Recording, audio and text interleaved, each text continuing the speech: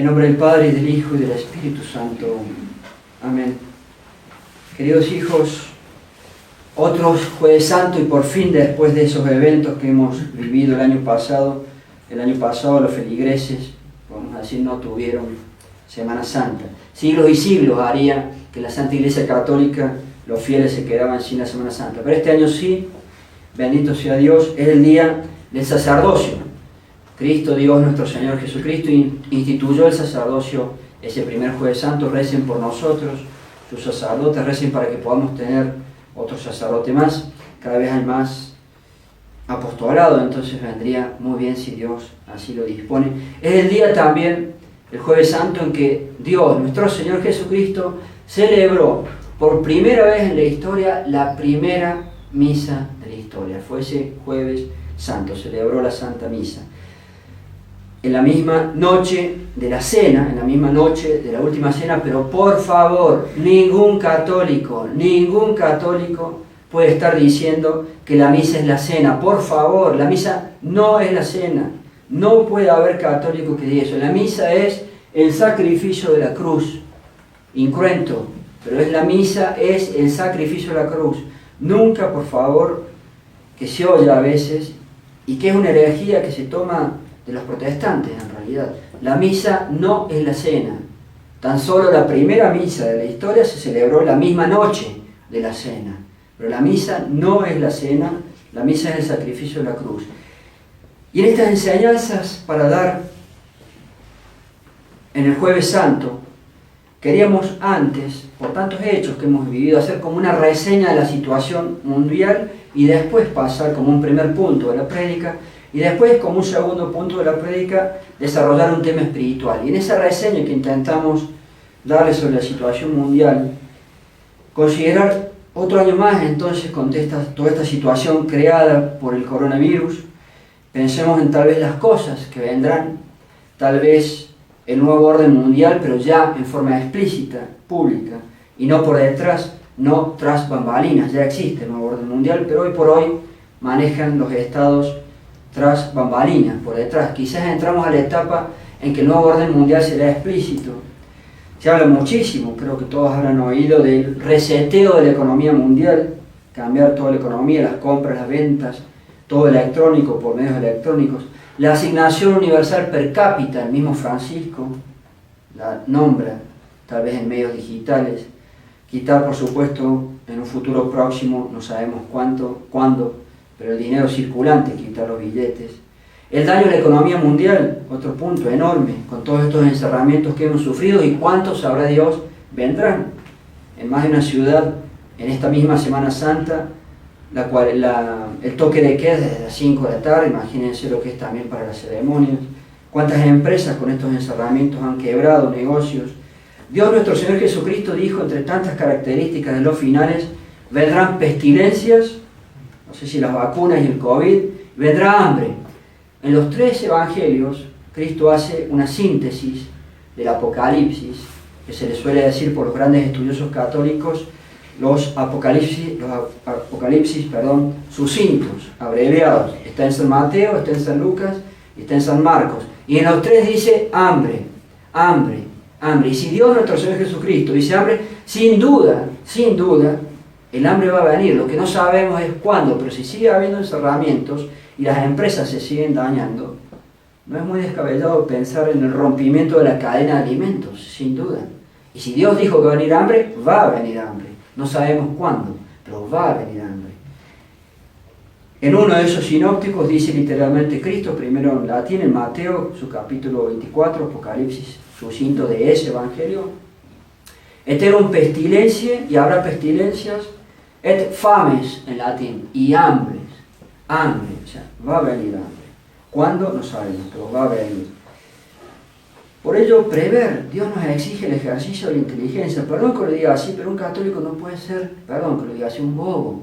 Dios nos exige el ejercicio de la inteligencia. Entonces, si yo puedo proteger a mis seres queridos, a mi familia, para cuando haya un rompimiento en la cadena de los alimentos, cuando haya un quiebre de las ciudades modernas, tengo que proteger y tengo que prever algo. Por lo menos prever alimentos para cuando estalle la situación, no sabemos cuándo, pero tener alimentos para unos 15 días y agua, no se puede vivir sin agua. Y después habrá que ver qué se hace, a dónde uno va.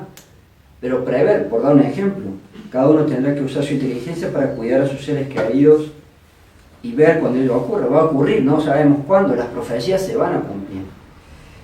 Y en ese orden, sin duda que parece que estamos entrando en el cumplimiento, parece, de las profecías finales. Por nombrar algunas, o algunos de los ítems allí, la bestia de los 10 cuernos del profeta Daniel, su capítulo 7. Eso es el nuevo orden mundial y el gobierno después mundial. La última semana de Daniel en la historia de la humanidad, la llamada semana 70, su capítulo 9. El Apocalipsis 11, la predicación y ayuda, y cómo necesitamos su ayuda, de los 2 testigos que serán los precursores de la parusía, según la enseñanza más común católica de Elías y Enoc, y cómo los necesitamos para que nos ayuden. Ya no podemos más, y vendrá la conversión de los judíos con Elías al catolicismo, al verdadero catolicismo, no la falsa iglesia moderna. Apocalipsis 13, las dos bestias, el anticristo, máximo líder político, gobierno mundial, y el falso profeta, máximo líder religioso, que le ayuda. Veremos. No podemos saber el momento exacto, pero si Dios nos dio las profecías, es para que estemos atentos. Vigilate. Estad atentos. Vigilate. Es una pequeña introducción, un primer punto de la prédica. Ahora sí, aunque en algo se relaciona, sin duda pasamos a un tema espiritual. Queríamos predicar sobre la conformidad con la voluntad divina. ¿Y por qué se relaciona? Porque sin duda, parte de ese aceptar la voluntad de Dios está en aceptar esos hechos que vendrán, que serán dolores, seguro, pero son dolores de parto. Los grandes estudiosos y teólogos católicos, cuando estudian las profecías, el padre Castellani, tantos otros, dolores de parto. ¿Por qué usan la expresión dolores de parto? Ya lo explicamos alguna vez, porque son dolores, tendremos cruces, tribulaciones, sufriremos, pero termina en algo lindo, en algo bueno, como un parto que tiene dolores, termina en un nuevo nacimiento, y será la parusía, la venida de Cristo y el régimen que Dios, nuestro Señor Jesucristo, establecerá allí, la parusía. Terminará algo bueno si es que logramos ser hijos buenos. Y allí también entra entonces, si quieren, la conformidad con la voluntad divina. Pero para afrontar todo lo que ocurre ahora en el día a día, no con las profecías o incluyendo, en el día a día de nuestras vidas, para poder alcanzar nuestra salvación y nuestra santificación, e incluso, quiera Dios, ojalá Él nos permita nuestra santidad, la única forma de salvarse, de santificarse, de llegar, ojalá, a la santidad, es la conformidad con la voluntad de Dios. Es un punto de acción, yo tengo que vivir así. Y en la vida de Cristo, todo fue así. Porque en el interior de Cristo, Dios nuestro Señor, todo fue caridad, como nadie puede tener caridad hacia su Padre. Él era Dios, pero de segunda persona. Y en el orden externo, en su interior, máxima caridad, amor a Dios. Y en el orden exterior, en sus acciones, en su vida, conformidad con la voluntad divina. Al máximo, porque era Dios, perfectísimamente la conformidad con la voluntad divina. ¿Y por qué hablar de esto un Jueves Santo? Porque un Jueves Santo, ese Jueves Santo, se da la despedida, el último adiós en la carrera de Cristo aquí en la tierra. Al otro día irá en la cruz. Esa misma noche empieza su pasión, porque ya después de la cena se va a la oración en el huerto y ya empiezan sus sufrimientos, el sudor de sangre. Allí será detenido, ya empiezan los golpes, los malos tratos, su detención, llevado con Anás y Caifás. La misma noche del jueves empieza el desenlace de su vida, y allí está la máxima expresión. Toda su vida fue así, pero allí está la máxima con la pasión del Viernes Santo, la máxima expresión de la conformidad con la voluntad de Dios, en el ejemplo que nos da. Y esa primera misa, que también se celebra ese Jueves Santo, es también una expresión de conformidad con la voluntad de Dios, porque la misa es el sacrificio de la cruz, y es la máxima expresión del sacrificio de la cruz con lo que es la conformidad con la voluntad de Dios. Todo está allí, todo está allí. En esa noche también entre los hechos ocurridos, ese Jueves Santo, el primero de la historia, Cristo celebró la Pascua judía.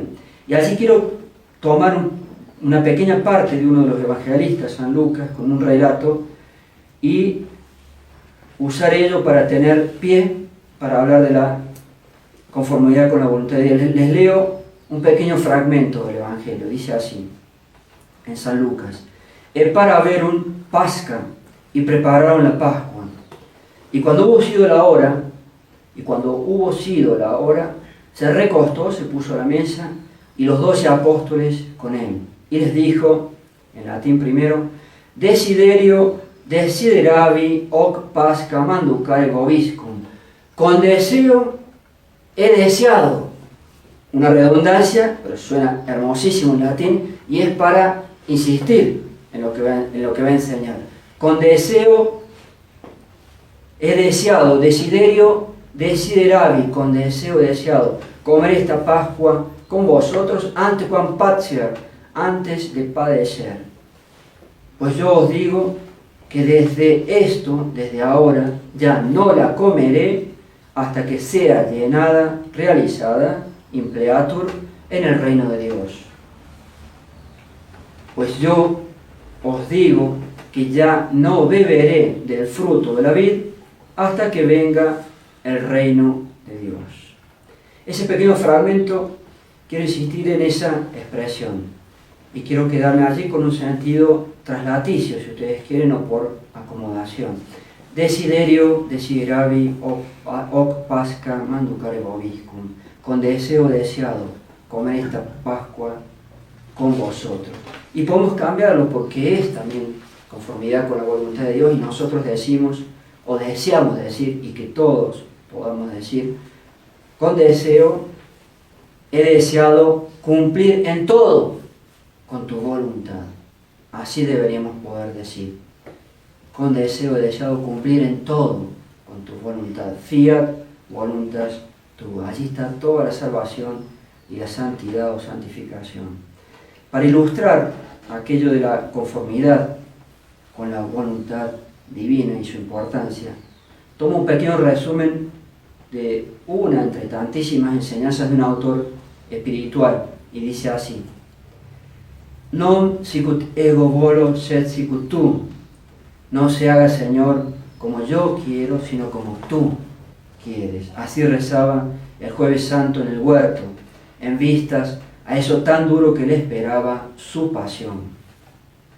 Entre otras cosas que nos enseñó Cristo, nuestro Redentor, una de las más principales fue que tuviésemos entera conformidad con la voluntad de Dios en todas las cosas.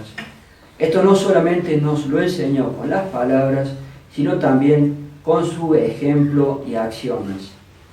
Descendí del cielo, dice Cristo, no para hacer mi voluntad, sino la de mi Padre que me envió. Para la conformidad con la voluntad divina, dice este autor, han de ponerse dos fundamentos sobre los que ha de resolverse todo este negocio. El primero es que todo nuestro aprovechamiento y santidad, poder santificarse, consiste en la conformidad con la voluntad de Dios. Y cuanto ésta fuera mayor y más perfecta, tanto más nos santificaremos. La santidad, perfección, consiste en la caridad, amor a Dios. Uno será tanto más santo cuanto más amare a Dios, es decir, cuanto más caridad tenga. La caridad es lo más alto y perfecto, pero el ejercicio de eso, que es lo más alto y perfecto, el ejercicio de la caridad es conformarse en todo con la voluntad de Dios.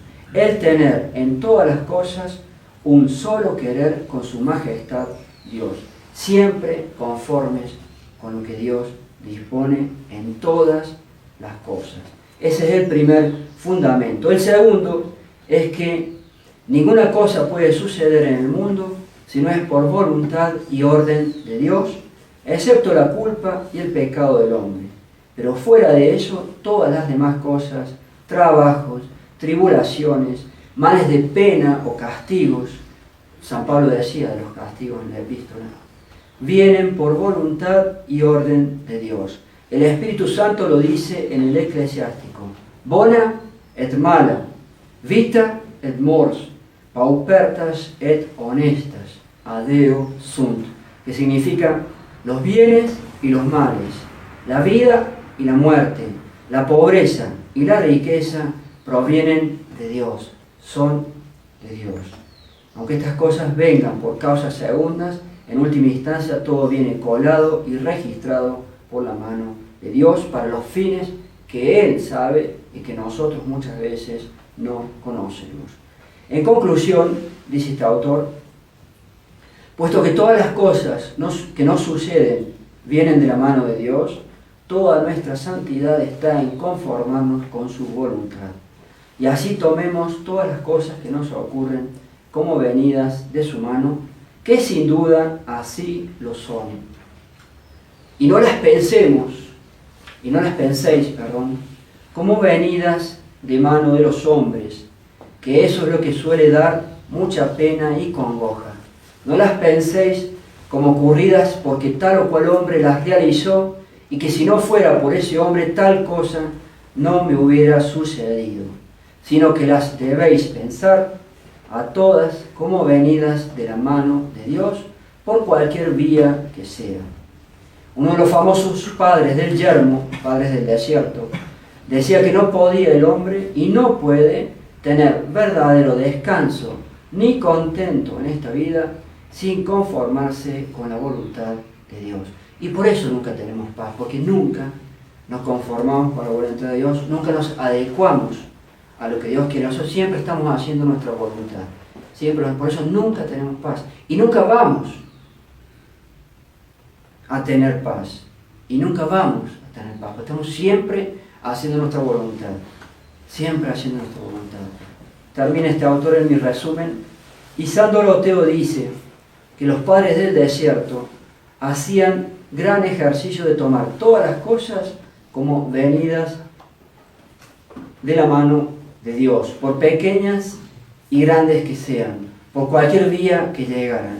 Y esto les daba gran paz y quietud y vivían una vida del cielo, ya en la tierra. Cuando uno logra conformarse de verdad con la voluntad de Dios, uno tiene paz, quietud y vive, aún en la tierra, una especie de vida del cielo, con paz.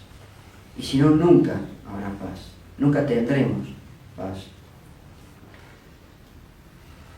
Entonces, hijos, como una exhortación, conformarse con la voluntad de Dios, eso deseó y realizó Cristo durante toda su vida, conformarse con la voluntad de Dios. El Jueves Santo, que es el día que lo introdujo en la pasión, la noche del Jueves Santo, manifestó su deseo de comer la Pascua, y eso vale para decir también, expresó su deseo de solo cumplir con la voluntad de su Padre, de Dios. En ese mismo día en el huerto dijo, no se haga como yo quiero, sino como tú quieres. Y ya antes nos había enseñado, hágase tu voluntad. Fiat voluntas tua, fiat voluntas tua. Ese es el resumen de la vida de Cristo, de todas sus acciones.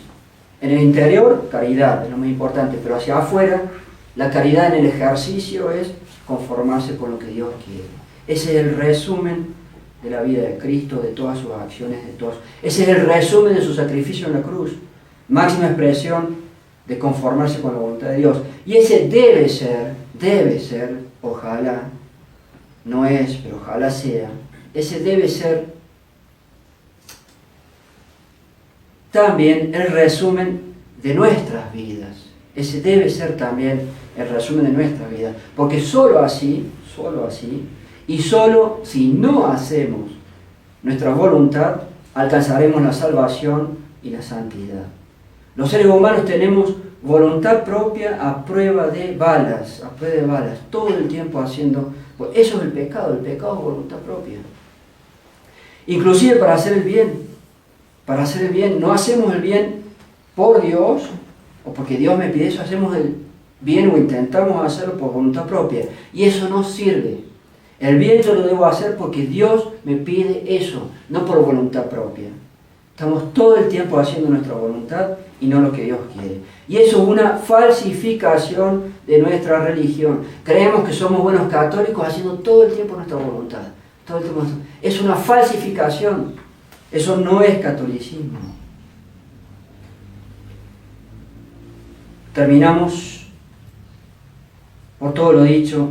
Por eso entonces, un pedido, nuestro pedido.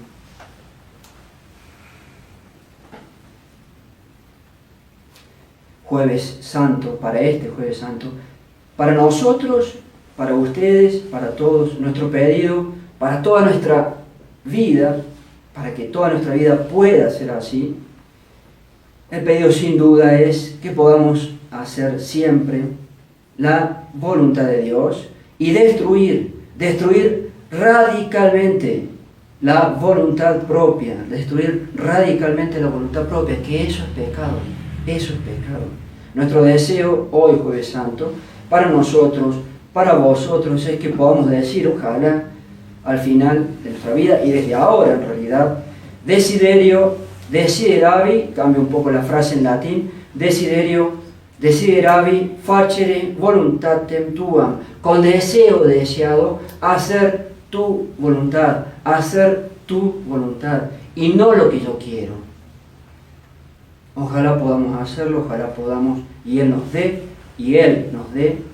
llenar este deseo, tener la máxima conformidad con la voluntad de Dios.